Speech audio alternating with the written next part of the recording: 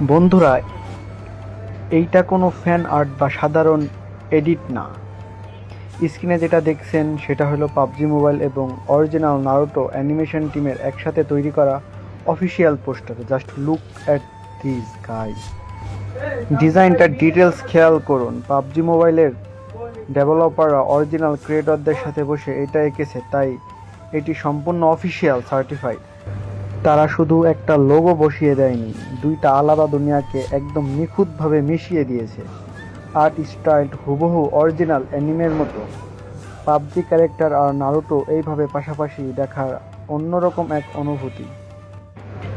সত্যি বলতে এটা দেখে মনে হচ্ছে কোনো নারুটো আর্কের ওপেনিং সিন কিংবা স্পেশাল এভিএ।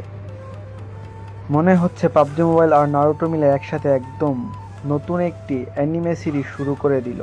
শিনোবো সাগা এখন থেকেই শুরু। গাইস, পোস্টারটা যদি এত জোশ হয় তাহলে একবার ভাবো গেমের ভেতরে অ্যানিমেশন আর জুজুৎসুগুলো কতটা মারাত্মক হবে। এই দুইটা দুনিয়া যখন একসাথে মিলবে তখন গেমের ভেতরে কি ধামাকা দেখার জন্য আমি আর তর সইতে পারছি না। গাইস, জুলাইয়ের 9 তারিখ আসতে আর কতদিন? তোমরা গেমের ভেতরে সবার আগে কোন জুজুৎসুটা ব্যবহার করবে? রসাগান নাকি চিদোরি? কমেন্ট করে আমাকে জানাও। মনে রাখো, ভার্সন 4.5 কিন্তু রিলিজ হচ্ছে জুলাইয়ের 9 তারিখ।